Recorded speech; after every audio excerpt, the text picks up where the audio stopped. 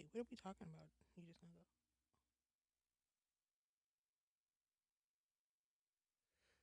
What's going on, ladies and gentlemen? So, we've all kind of grown up, in different situations.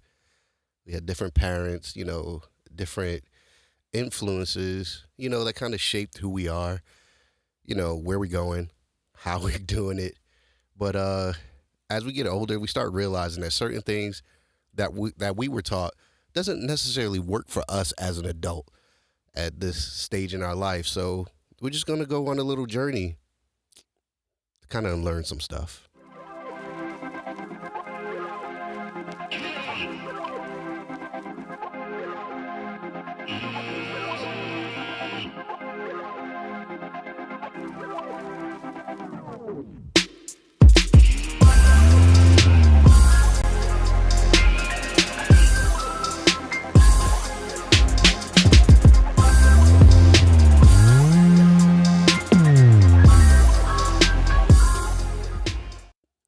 All right, ladies and gentlemen.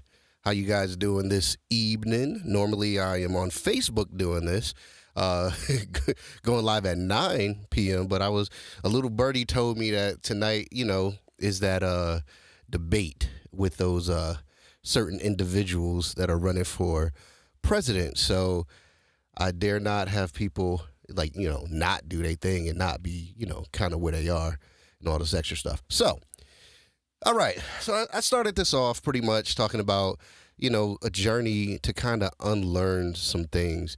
And let me stop. Welcome to the newness of what I'm doing now. So welcome to Conversations with Terrence. I am your word sayer, Terrence. Yep. Yeah, my I got these headphones also my arm just got stuck. So on this journey, this is our first official conversation. This is the very first official conversation. And I do have a very, very special guest with me tonight to help me kind of unpack some things in this particular conversation right here. She's an author. Yeah, she wrote a book, bruh. Yeah, it's pretty dope. She's an author. She probably killed me if I said this, but she's actually a recording artist as well. I produced her album.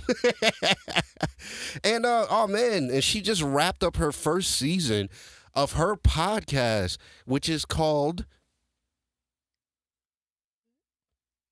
Soul reset. Yes, Soul Reset. You just looked at me like I'm crazy. All right, ladies and gentlemen, here we go. It is Tamika, aka Tammy. How's it going? Y'all see my fat jiggling? Tammy. Yep. Yes. Yeah. Tammy Remember? and Terry Yeah, is remember live that? tonight. You remember that nonsense? Yes. Tammy and Terry are live tonight. You forgot one of my Accolades, accolades. which Yes. is what?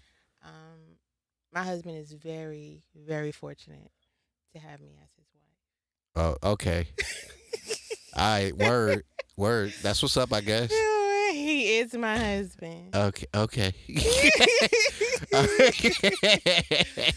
All right, so this is my first time like seriously going live on YouTube. So it says that I am live You are. in my streaming. Oh, you can see me on this? Okay, because I can't see it on YouTube. All right, so life lessons and laughter. That's kind of where we going with this journey, man. And then trying to grow a small community. When I say small, I do mean small community because I just want some like-minded individuals who don't mind having real conversations about life, the journey of life. And so tonight, I kind of want to unpack, the process, the journey of unlearning. So there are so many things that we were taught when we were younger, and I'll give an example of a couple of things, and hopefully you'll give an example of a couple of things. And then this is we keep it super 100 around here, right? We really talk tell truth, even if it's uncomfortable. So there's some things I might talk about that may be a little uncomfortable for other people. Probably a little uncomfortable for me to talk about, because this is cancel culture. But I dare not be honest about certain things that I had to unlearn myself. So we'll start with you, like me, like so you're a PK.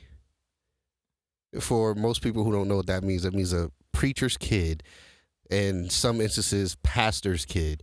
Um, Those are the so ones that count, though. The past. pastor kids are the ones that count. Yeah. What? What? The whole different life than a preacher's kid. What? What you mean? We're the only ones that count. Preacher's kids don't count. They don't count. Oh my god. Their life is completely different than ours. Oh my. Well, yeah, I can see that. I can see that. But I'm pretty sure that there's some things, like, not going into anything specific. There's certain things that you've experienced that you had to go through a process of kind of like unlearning too. So like me, I grew up with a man's man father. Yeah. he was like a man's man. Like he ain't care about nothing. He just didn't want his sons to be gay. Mm-hmm. That's all he cared about, right? So this is a journey of like unlearning. So my father was super, super homophobic. One of the greatest dudes on the planet. One of the greatest dudes on the planet. But he was mega homophobic. I'm not gonna tell this one specific story because that person is on a social media, a friend of mine on social media. So I'm not gonna say that one particular story. How my father thought that was a dude. Oh, I'm not gonna do that. Don't do But that. no, I'm not gonna do that. Don't tell I'm that not. story. No. I'm not gonna tell that particular story. I'm not gonna tell that story. But so my dad, he was extremely homophobic, right? He was just like, y'all can have all the women in the world.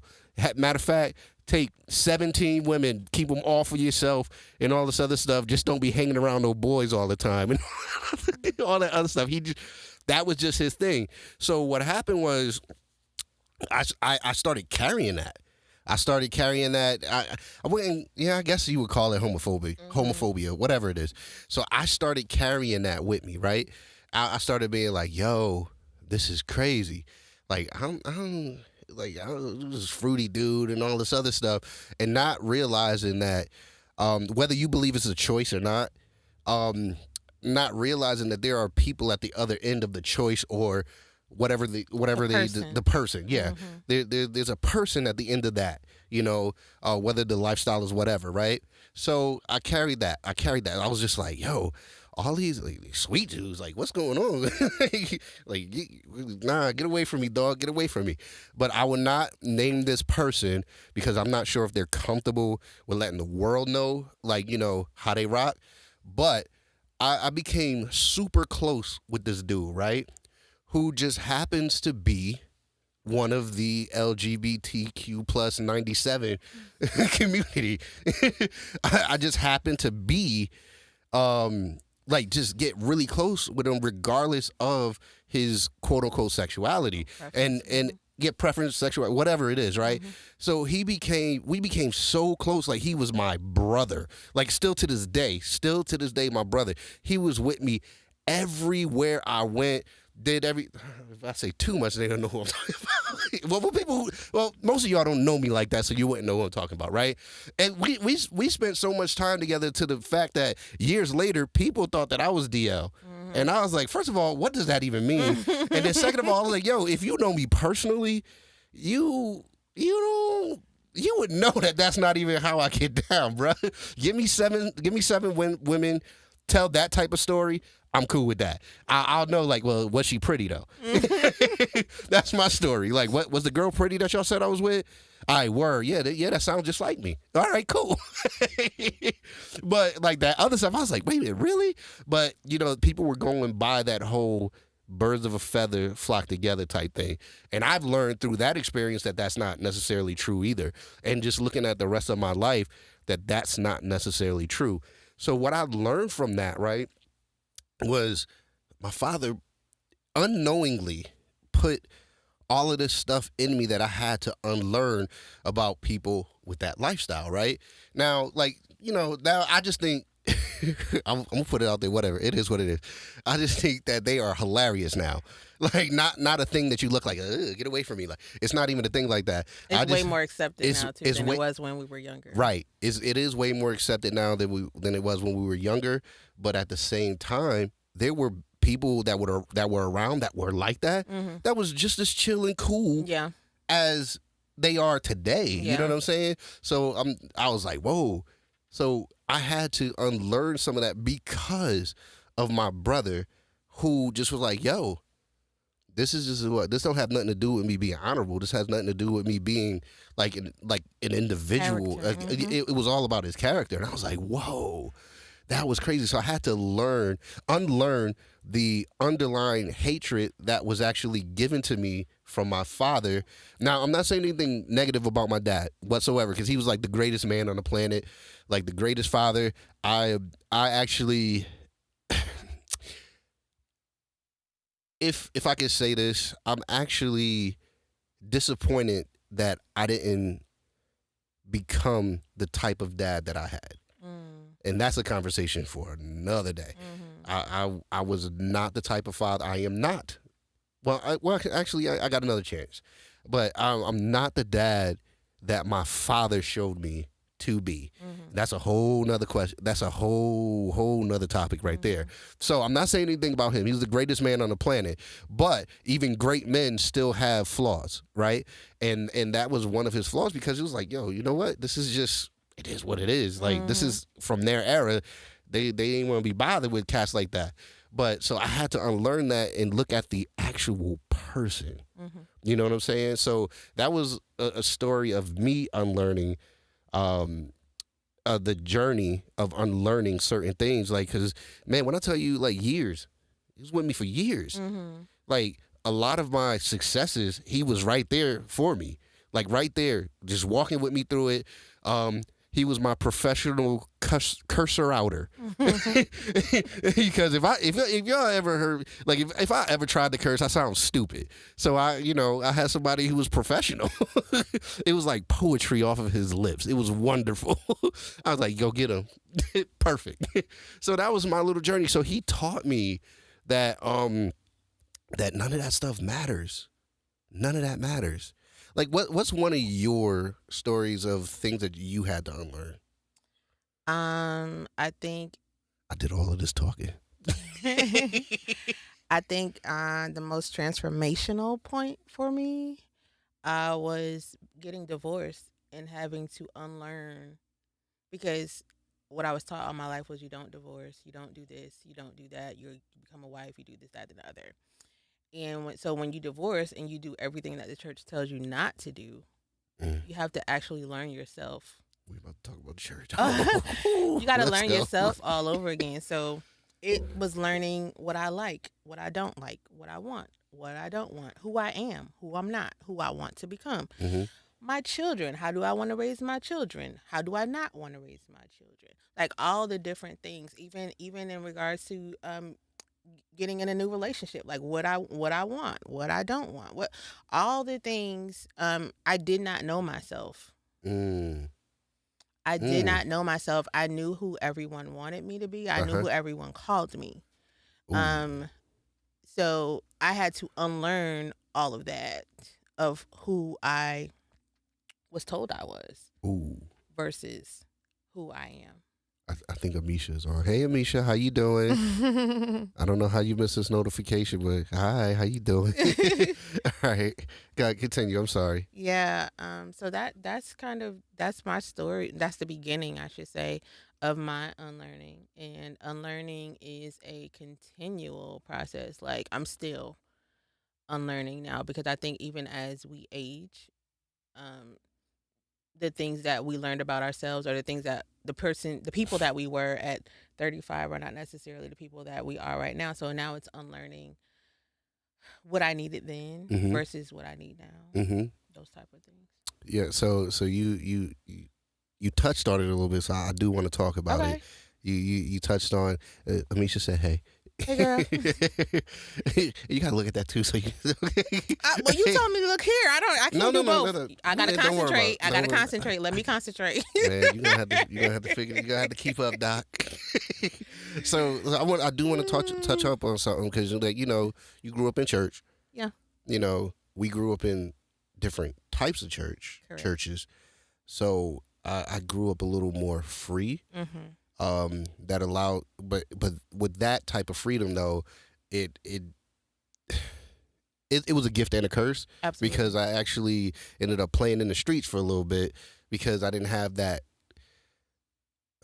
I guess you would call it conviction, but that type of stuff necessarily wasn't conviction. It was just they embedded fear in you. Yeah. Right. So speaking of church, right? So you said because getting divorced and everything, you're talking about like because of what the church instilled in me and all this other stuff about like divorce. Like talk about some of that stuff. Like what like excuse me, I'm sorry, I got something in my throat. I always get something in my throat down here. I just need to get something to drink. So what was that like for you and what were some of the things?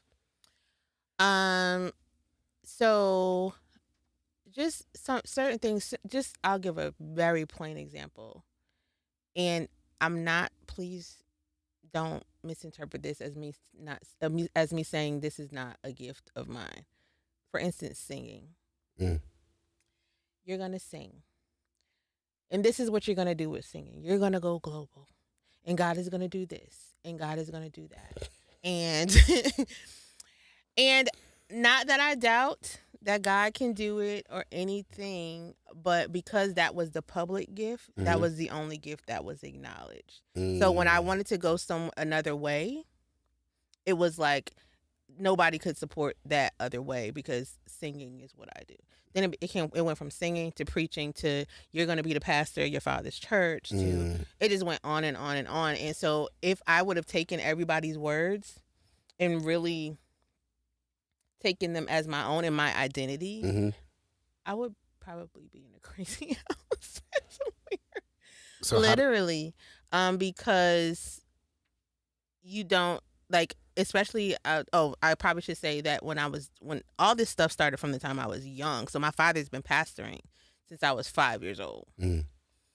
So you grow up in that quote unquote fishbowl, and people get to put their thoughts, opinions, all the things like that on you, and it almost makes it hard for you to identify who you are as a person. And it literally did take me coming out of that environment to find myself.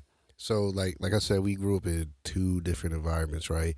Where you pretty much had to kind of watch what you do, watch what you say, because everybody's watching, right?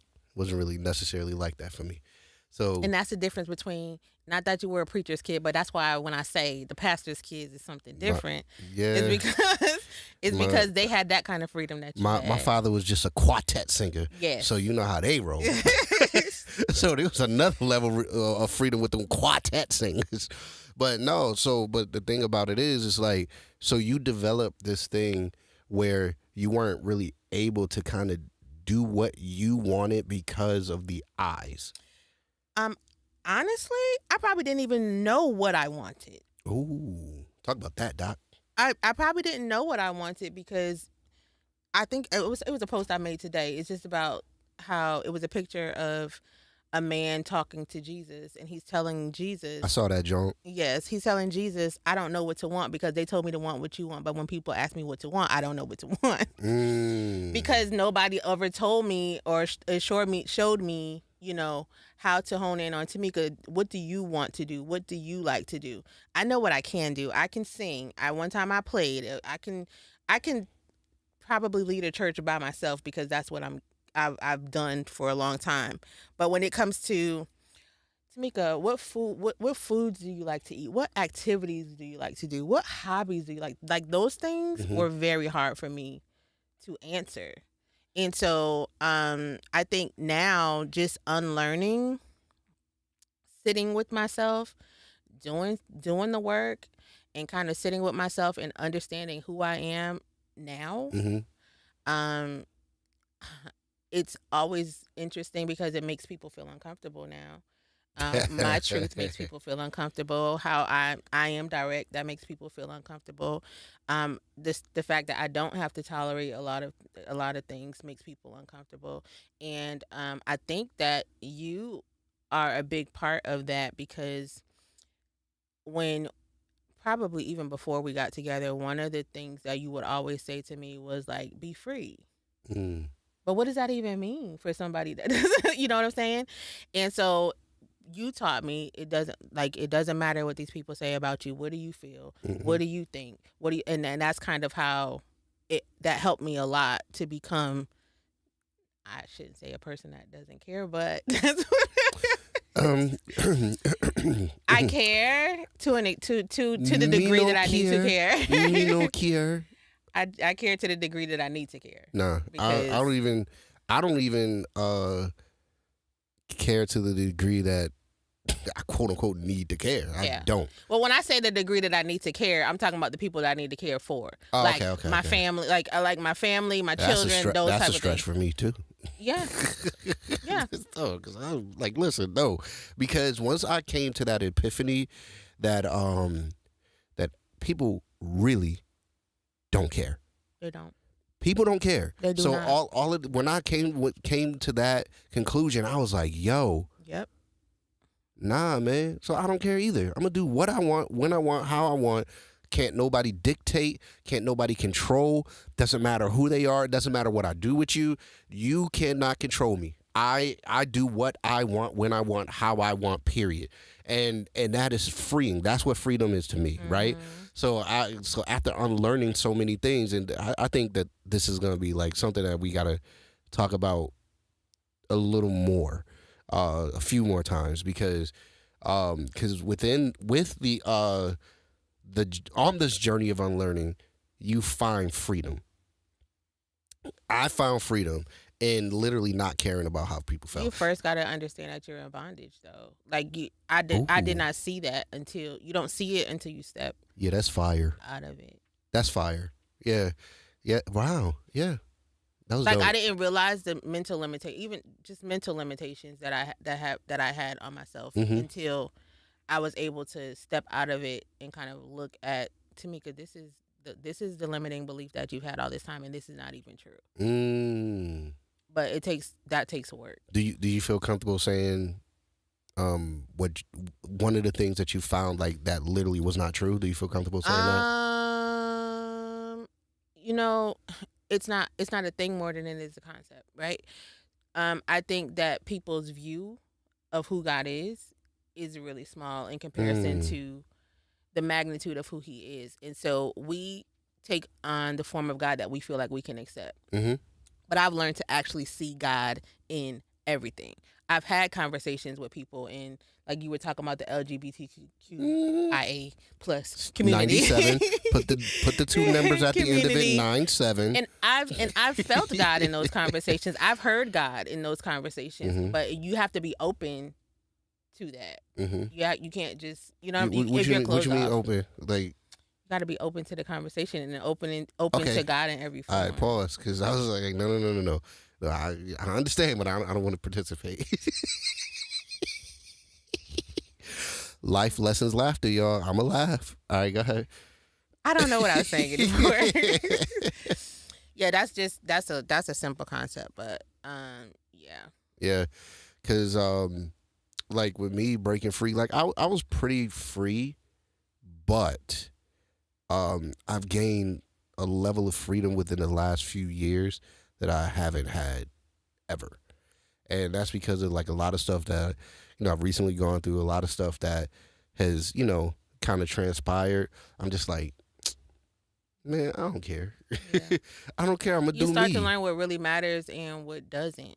Yeah. No, and in that journey of unlearning, that's probably a big part of it too. Like learning what matters and what does not matter. Learning who matters and who does not matter. Because my world was full of opinions. Full of opinions. Oh yeah. Well, I think all of our worlds are full of opinions. It's just kind of what you do with it. You know what I'm saying? It's kind of how you navigate. Opinions are like buttholes. Everybody has one. Nice. Mhm. Nice. Okay. Yeah. Absolutely. Everybody has an opinion, That but doesn't mean they matter. right. And no, and I've learned that nobody's opinion matter. You know Mm. what I'm saying? Oh, I forgot to say we coming live from the edifice. I forgot that part. I don't know why that was a random thought. Listen, I don't care if anybody's sitting here with me, y'all. You know, my train of thought. It is what it is. It's very rabbit hole. Yes, yes, yes. But yeah, so it depends on what you do with it, right? How you let it affect you. Yeah. Because like, and we've all done it. We've all let somebody's opinion affect us one way or the other. Like me. All right, let's take an example. All right, so I've been out of work for a little bit, right? You know, I've been off. I got to go back on Thursday. Man, just got depressed. I've been off of work, right? And I was like, all right. So a few years ago, I came out with a music project called the Ray Terry Project, right? And I realized a few months ago that it wasn't up on streaming services anymore. So I got it. I'm getting it back up. I'm just waiting for them to clear everything so it can go back up, right? And then I was like, you know what? I got all of this music. I'm gonna go ahead and just do another project, right? And then I'm looking. I'm like, oh snap! Listening to this music, I was like, yo, this music is incredible. Yo, I'm dope. And then stuff that I did years ago, like 8, 9 years ago, and I was like, yo, I gotta put this on here. Like this is fantastic. And this is stuff that I let other people like kind of listen to, and they were like, yeah, I don't know, man, it's high and all this other stuff. So I let those opinions like literally like push me back a little bit. It was like maybe I shouldn't do this, or maybe this is not the time to do this, or whatever. But then I'm hearing that sound now. You know what I'm saying? I'm hearing the sound now. So I realized, like, I let people's opinion make me forget how dope I am. Like I'm sure that it was the same thing for you. Like I was like, I realized this week, yo, I'm incredible. I'm dope. I'm really dope. Why did I allow anybody to let me? And it was like I'm confident. Why did I let somebody or let all of these people? And then I thought about it. I was like, they do the same thing you do. Mm-hmm. They do the same thing you do. So it is what it is. Mm-hmm. So the moral of that is do not allow anybody's opinion to let you forget how dope you are. Yeah. Because with this journey of unlearning, you're going to unlearn that you're not that good. You're going to unlearn that you're not that great. You're going to unlearn these things. And then you're going to unlearn opinions. You're going to unlearn opinions, right? Yeah. And then you're going to start realizing that, whoa, I'm dope. Yeah. And then you walk in your dopeness, walk in your greatness. Be great, be fly, be all of that, you know? And that's gonna be along your journey, man. So unlearn stuff. Unlearn it. So quick question. So how did people's opinions affect you? People's opinions are something that I'm still breaking free from. Mm. I think there's layers to it. I think that I'm not saying that it's irreparable damage, but I am saying that certain words um have a little bit more power Mm-hmm. in your life than others. And so there's certain words that I'm still like I can think of right now. I was 12 years old. I got on the bus. And I got on the bus and there was a group of boys in the back just doing what they do. And I remember this boy saying, you want to see ugly, look at her. Oh And he wow. pointed at me. And so that is Did you stomp something. them out? Huh? Did you stomp them out? No. Oh. That is something that lives rent free in my head. Mm. That I'm learning always to renew my mind. Oh. And that's at 12. I'm Mhm. 44. Wow. And so that's why I'm saying there's certain words that have a greater impact. Mm-hmm. I don't know if it's because I'm a girl or because I was a young girl at that time. I don't think it I was think it's because of because who you're a it girl. was. Yeah, I don't No, think it was you're a because of who girl. it was, but just your self-esteem is developing Mm-hmm. at that time. And likewise, like there's other people that have given me great things to hold on Mm-hmm. to, you know? So, but I just think that Oh, and I found how to put the comment section up here. Oh. Yeah. She was in the middle, so sentimental. I was like, look what I figured out how to do. All right, go ahead. Yeah, so that is something that I continue to work through. Mm-hmm. But I think that I think I've gotten the big rocks out the way. You know what's funny? When you said that, right? Because this is the 80s, the 90s, right? Yeah. So your kids are cruel still, right? Yeah. But it was a different level of cruel It was back a then, right? different level of So check this out, right? That's why we So- got thick skin now. Right. So that actually, those type of things always happen to me, right? Because in the 80s, it wasn't fly to be dark skinned. Mhm. In the 90s, early 90s, it wasn't fly to be dark skinned. Mhm. It really wasn't. Hey, Cherry, how's it going? It's Sherry Stevens. You see her? Hey, She right there. You see her? I'm looking everywhere. Just let me stay focused. Yeah. So, so I was called like midnight. I was called all types of dark skinned jokes, right? And it had the adverse effect on me, right? Well, at first I felt away, right? Mm-hmm. But it had an adverse effect on me where it toughened my skin immediately, and then it made me do the dozens. It made me hang people and cut people up and get really good Yeah. at comebacks and stuff like that. Yeah. So so the 80s, golly, Yeah. if half of the stuff, so that was bullying and we didn't even know it. That was bullying and we had no idea. I was the darkest dude on the planet, and then New Jack City came out, and we was like, "Oh shoot, Nino Brown, thank you, I appreciate that. You made everybody look at me. That's what's up." And then the cruelties of like high school and stuff like that, right? So, I can't say I had it rough in high school because I could just go at anybody, so it didn't really matter. And plus, I fight, so I used to love that joint, right? So, so that was, I wouldn't say that, but when it came to like girls, they didn't like dark skinned dudes back then until I started driving. All you needed was a car. Amisha said, yeah, I found out what piss yellow was when I moved to the South in my 30s. Wait a minute, I don't think I ever heard of that. I've never heard of piss yellow. What is that? Is that wow? Wow. Okay. Yeah. Well, okay. These country folk are crazy down here. But kids today, Mm-hmm. that would be. They can't handle that. Yeah, that would be They go, to a school with an assault rifle when somebody say something crazy.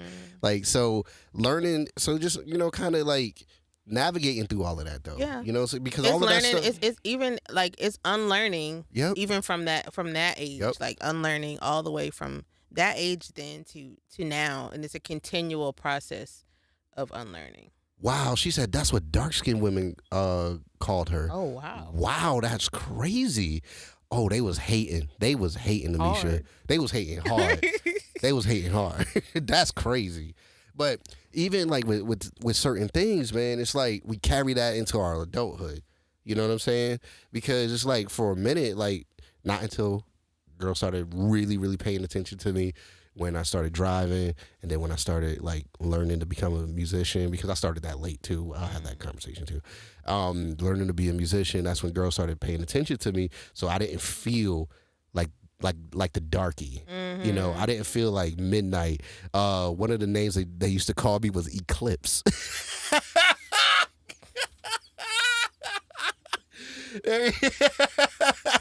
Oh man, they used to call me Eclipse, and that was my nickname for a long time. Even in the streets, that's what they used to call me. Like, yo, what's up, Eclipse? And so a lot of that stuff stayed with me for a few years, and then I was just like, whoa. I think it has a different effect on men though than women. It does. I think it more does. boys than girls. Yeah, no, I know it does because, for a woman to be called ugly, it's a whole different thing, a whole different feeling than if a man is called ugly, because you'll see a very, very ugly man with one of the most beautiful women in the world, as long as he got money. It's true. As long as he got money, he can pull any woman in the world. So It's true. a man could be super duper ugly and have like beautiful women all over him because there's just certain things that he just needs to have in place, right? But if a woman feels ugly, But they don't want him. They want what he has. It doesn't matter. Yeah. It doesn't matter. It feeds into the ego, right? Yeah. So, but if a woman is called ugly, right, or if people feel that this woman is ugly and people don't really, she feels, but if other people feel that as well, right, it like she won't have the same confidence and all that other stuff. But I've had the same experience with my voice though. What? Explain that. When people think when I was younger, your voice is annoying, your voice is too high, your voice is too this, your voice is too that, and so that gave me a complex. Yeah, I don't really talk to you like voice. that, so I don't know. All right. Anyway, that gave me a complex about my voice, though. Really? Yeah. So that's what I'm saying. I mean, people affect you different ways. Mm-hmm. People's opinion affects you different ways, mm-hmm. and when something hurts me, my response is to go into my shell. So that's what I did for a long time with my voice, with my looks, everything. It's kind of just like retreat. So how are you, or have you unlearned that? Like how that makes you feel, like responding that way, that the hurt and all that other stuff. Have you unlearned to like? I think just for instance, the example I just used with my voice. Mm-hmm. You reading comments? No, I'm just reading that we are here for 35 minutes. Oh, okay. Just for instance, that example I just used with my voice, learning to step beyond that. So that is actually part of the reason I started my podcast, to get past myself. Let's talk about that. Let's talk about it. Let's talk about your podcast, man. Yeah. So you said, so what sparked this podcast? What sparked the podcast? It wasn't me. I had nothing to do with it. It wasn't you this time. As dope as this edifice is and all the stuff I do, I had nothing to do with that. But anyway, go ahead. No, the podcast was about me getting my voice back. Mm-hmm. And I feel like I have something to say. I have something to offer. And I have to get over myself. Mm-hmm. And the way to do that is to just do it. Stop thinking about it. Just step out and do it. And I'm like, I don't care who listens. If people listen and they get something from it, that's great. But it's more of like me trying to step out for myself. Me, it's a birthing of me for me, right? Right. So that is how it started. And so this the podcast is actually about just my soul journey and bringing people into that, and having other people come in and we talk about how to reset our souls. Mm-hmm. That's kind of fly, man. That's kind of fresh. For me, the reason why I'm doing this is because I feel like I don't have a choice. I feel like I've been using my other gifts so much that people feel like what I have to bring to the table is just something musical. But you want to preach, and so you just started this. Are you? Shut up, man. Don't sorry. Nobody want to preach, Otis. You needed a sanctuary, and so you came to your edifice. And came to my beautiful edifice. You got to look. When you say edifice, you got to look around. Came to your edifice. Beautiful edifice. No, but seriously though, like I have something to say. There's a lot of wisdom, that is like. Hold on, before I get to that, check Sherry out. I got picked out for having big lips, and now they're getting Botox. So Sherry said that she got picked off for having big lips, but now everybody's getting Botox. Yeah, it's a thing. Nah, but like I was saying though, it's like I have a lot of years of. I'm saying it like I'm 80 years old. I think too that people thought you were silent. Like, I mean, you are genuinely a quiet person around people that you don't know, but you have a lot to offer that people can't see beyond the music. Right. Yeah. There's a lot of wisdom. There is that I have. There is a lot of wisdom, a lot of time. You shut up. You shut your filthy mouth. You shut your filthy mouth. But no, there's a lot of wins and a lot of them. It's both of them. Shut your filthy mouth. Yeah, Yes. nah, but seriously though, I have a lot to offer people outside of music, right? Yeah. And there's so many things that I've gone through that I could steer other people from going through that, Absolutely. from doing that. Absolutely. And then playing a dope lick or dope scale, it's not gonna help somebody get over that, because I'll be like, yo, bro, your slip is showing. Yeah. You know what I'm saying?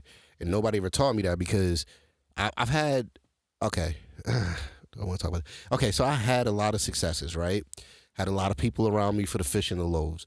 So with that comes yes men. Absolutely. So I've had a bunch of yes men around me that saw me jumping off a cliff, walking to the edge, and instead of being like, yo, chill, don't, they just allowed me to do it because, you know, I was MC Hammer. I was taking care of everybody. You know what I'm saying? I was doing stuff for everybody. So it's like, no matter what I did or what I said, you know, I had yes men like cheering that nonsense on.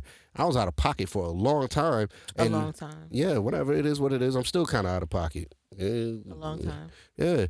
You know, I'm me. I'm gonna be me. I'm gonna do me. A long time. Yeah, I was out of pocket for a minute, and like nobody put me to the side. Like, yo, bro. So I'm trying to be that. You know what I'm saying? Like, if you want to take it, that's cool. If you don't want to take it, I understand. It is what it is. You know, whatever. It is what it is. But at the end of the day, I'm doing this because I feel like this is something that I have to do. My voice needs to be heard. And then most people that I meet, they be like, hey, are you on the radio? Do you have a podcast? And I was like, why do you ask me that? It's like your voice. Like, listen, I'm gonna do my own thing. Like, you know, it is what it is. And that's what it is. This is a part of me being my version of dope. Doing the things that I want to do. Like, I came up with the music project because I just felt like it, not because I wanted to make a whole lot of money. I made no money. I don't care. I don't care about any of that. I just care about freedom. What's freedom to me? This represents freedom to me. This represents happiness. This represents peace. Being in my edifice. That's why I changed the name of this place to the Edifice, because this is like somewhere that's my sanctuary. This is somewhere that brings me peace. And while I'm, you know, at peace, I can give. You better not. Are you yawning? Yo, she's telling me I'm boring her to death, son. I'm not. You already know it's hitting 9 o'clock, and I'm just like, whoa. Yeah, son, I'm about to dip. So, you know, it is what it is. All right. So, oh my God, 41 minutes. Oh, listen, y'all. I don't like being long with it. I don't like being on here. Nah, I don't like all this. Everything that you shared is necessary. Yeah, but I don't like being on here for long because I got a short attention span. So I'm pretty sure that other people got short attention spans too. But anyway, so is there anything else you want to say about the journey? About the journey of unlearning. Mm-hmm. I think that an important part of the journey of unlearning is having people around you that can love you through every season. Mm-hmm. I have friends right now that are like, Tamika, at one time I know what you was doing or what you was about or what you was like. I was worried, but I was sticking beside you. And that's what the journey of unlearning it looks like. You know, it's not a clean break. It's very messy because you're learning who you are, the things you like now, you know, all those type of things. And so I've had some people drop off, but I've also had some people get on. Yeah. You know, that I needed, but just being able to have a solid core group of people around you that can genuinely love you through every season, whether you're up, down, anything in between. That is very important. And I think that that's something that I've had from you, just the support. I know what you're talking about. Just the support is very, very necessary because I don't know what going through that alone would have been like. Yeah.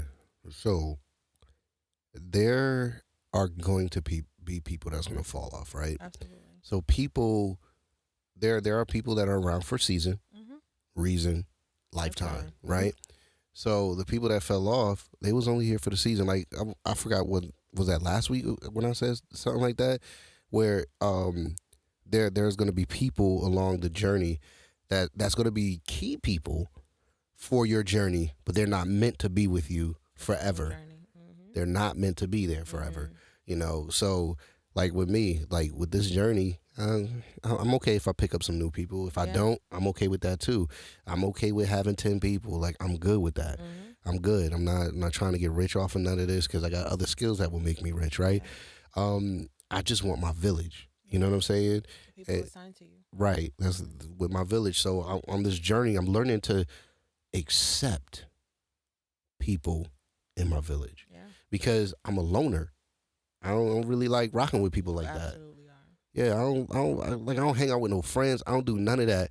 I'm just, I feel like I'm cut from a different cloth, and when I feel like you're not on that type of time, I kind of keep it pushing, right? You know what I'm saying?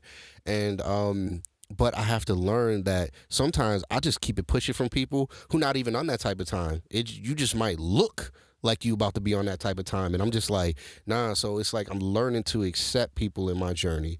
But you still gotta, watch people under a microscope and all of that for a little bit to kind of see what the intentions really are. That's why there's a lot of things that I don't talk about to people that I meet, especially here in Atlanta, because, like I told you before, people have been around me for the fishing and the loaves, right? I've been extremely valuable. So have you, right? Extremely valuable for, I would say, every person that I've come in contact with, whether they knew how valuable I was or not.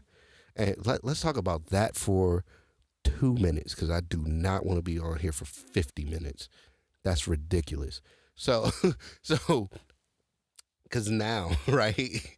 How and there's a level of like, how do I explain that? It's like a whole level of like anxiety.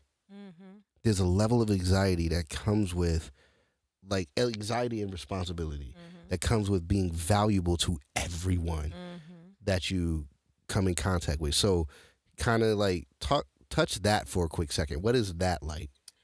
That is actually my current process of unlearning, because what I'm learning is that I am valuable, but I'm not necessarily supposed to bring value to everyone. And while I want to do that, while it's in me to do that, not everyone can appreciate the value that I bring. So now my boundaries, that's my current lesson. My current lesson is boundaries. Yeah. And knowing how much to give. And that boundaries are not for people. Boundaries are for myself, right? Knowing how much to give, knowing when to pull back, because I can see very quickly at this point people that value me and people that don't, or people that value me for what I do, not who I am. So then you have to know where to place each of those people.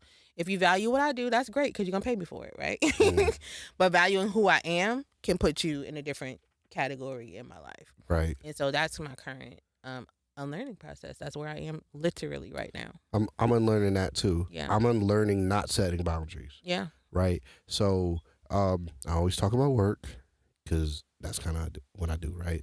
So I had to set hard boundaries at work, right? And then with me setting these hard boundaries, I've noticed that leadership reacts to me differently. They're a lot more careful of what they try to put on my plate. Yeah. Because it's not that I can't handle it. It's because you've set a standard. I've set a standard, right? Because like I perform with a level of excellence that most of them have never seen before, right? Which makes them feel that they can just at the last minute or any other minute just put everything on my plate and all this other extra stuff. And know that it'll get done. And know that it'll get done, but with no care of how it actually affects me. Yeah. So so what I ended up, and that used to be in sales too. Yeah. Like I would perform at a high level when I did sales for that little while, and then their whole thing was, yo, all right, you did wonderful. Do more. And that's what I was going through, at work. So I was just like, nah. It almost makes you not want to be great or be excellent at what you do. Right. So I was like, and so for a few days, I was just like, nah, man, I'm not trying to be all that. Just sit back, just blah, blah, blah, whatever, right? But I was just like, no, this is just who I am to go ahead and just like operate at a high level, right? But I'm going to place boundaries so so you won't like use me Mm-hmm. because I'm used to people using me. Mm-hmm. So like I just want to go back to something real quick. With me being like a loner and stuff like that. So Cherry said, she said, same. I love to give value to everyone, but you can't. She said, "You just can't. This is far away, y'all. You just can't keep you just doing can't that, keep doing that, especially without a price in some cases. Absolutely. Right." And then she goes, "I felt that when you're a loner, it is hard to have people in your space sometimes, especially when you hate small talk. And small talk is something that these people, these country people, be doing down here all the time. I don't have time for that. I listen. Yes, I can. These country behind people, yes." You know, I'm not even talking about the people that's from like other places. I'm talking about these country people, right? So I don't have time for small talk at all. Like, listen, time is the number one investment that you'll never get a return on, right? I always say that, right? I feel like you wasted my time if you don't get to the point. Like, just say it. Like, it is what it is. Well, people down here told me that they always feel like people from up north, like us, are rushing them. No, I don't have time. But we be rushing them. That's what they feel like when we talk fast and direct. Listen. All that slow talking. They be slow dragging. Just dragging. Nah.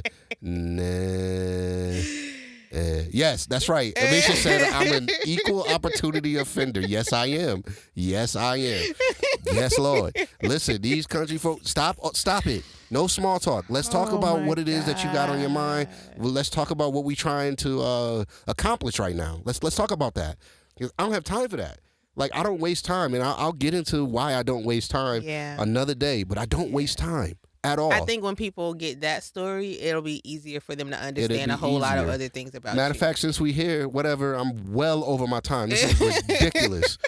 See, God, I don't need nobody here because I be talking all the time. I'm going on this journey, y'all. This is my first time ever having somebody sit and talk with me, with y'all. So this is my first time, and golly, I don't want to be on here for no hour, but it is what it is. This is necessary, right? So I always talk about time as the number one investment that you'll never get a return on, right? Because I don't waste time. I'm not late. I don't waste people's time. None of that, right? And it's because at the age of 25, I had a heart attack, right? Yeah. And I learned then that time ain't waiting for nobody. Oh, small talk is the cousin of inauthenticity. That's what Amisha said. Yes, Lord. You know, you right. You trying to talk me out of something, or you trying to talk me into doing something. But I had a heart attack at 25, and that made me look at time like, whoa, I'm just 25. I'm a kid still. Like, and I was under a lot of stress, a lot of pressure at that time, right? So I'm looking like, yo, I'm not wasting any more of my time in my life. I'm not going to allow anybody else to waste my time. Yeah. I am not going to bastardize time. I am going to. I'm early to everything, but I'm not going to be as early because, we'll talk about that too. Because I'm trying to redeem my time at this point. Yeah. I'm trying to get my time back. And with me being super early to everything, literally, I'm stealing time away from myself. My time is mine. My time is mine. Yeah. Jesus Christ. How did we get all the way over here? But this is, I'm just following you. Yeah. But it's still me. Unlearning. I just want you to know it's not me, though. I know it's not you. Okay. Because you done came to 3 closings already. Yeah, that's right. Tragedy quickly changes trajectories. Yeah. Man, Cherry, that's excellent. Tragedy, yes, it changed my trajectory, man. It changed the way I looked at everything. It changed the way I looked at life. I think that's when I shifted gears into like literally not caring. Yeah. I think I shifted then. I was like, man, I'm doing all this other stuff with other people. Oh, and another thing that shifted me to like literally, I know, stop. I know. I'm listening. To literally not caring is where, like, a prominent bishop from where we came from, right? He died. Yeah. We could talk about it. Bishop Mose, right? Bishop Kenneth Mose. He's world renowned. He's world known, right? 3 closings. Laugh aloud. A preacher for show. Shut up, Amisha. All right. So, a prominent bishop from where we're from, in Connecticut, he died, right? And so he had the same musician for years, forever. I think since he started, right? I think so. And so at his funeral, the musician got up and he said something that changed my life forever. Changed my life forever. He said, "He's gone. What am I supposed to do now?" I was like, and let's put some context to that because Yeah. at that time Go ahead. you were full time for my dad. Yeah, keep playing going. full time for my dad. Keep going. Go ahead, you can tell the story. You were playing full time for my dad, and so that connection that you made there was because you were actually in that same position at that time. I was in that same position. Like, Yeah. I was a full-time musician for a church, doing my production stuff, as well. But, like, I was a full musician. I traveled everywhere, did everything for a church, and to the point where I neglected a lot of things for myself, right? And then once he said, "What am I supposed to do now?" That completely changed my life. All right, so, guys, I can see the time. Yeah, there we go. Jesus, I'm sorry. You guys have given me 55 minutes. Not just me, but you've given us 55 You're minutes. unlearning your time. Yeah, you're right. I'm unlearning my time restraints. Yes, you're unlearning your time. All right, yeah, because I still be having, like, mad stuff to say. I know. And then I just be like, nah, I'm looking at the time, I'm going to cut it off. Like, no, I can't keep doing that, y'all. So thank you guys so much for joining us live in this beautiful edifice. Thank you. Yeah, like, thank you for joining me, being my guinea pig. You're welcome anytime. So this is Conversation. Listen, I renamed this to Conversations with Terrence because I think podcasts, the term podcast is just, it doesn't do what I'm trying to do justice. Because we want to have conversations. I'm not putting no segments in here. What's your favorite fruit? Name the greatest hip hop song of all time. Nelly or Chingy? Which one? Like, I don't care about none of that. Let's talk about our life. Let's talk about this journey. Let's talk about getting through life together, man. And listen, if you haven't already, please like this. Thank you so much for engaging in the comments.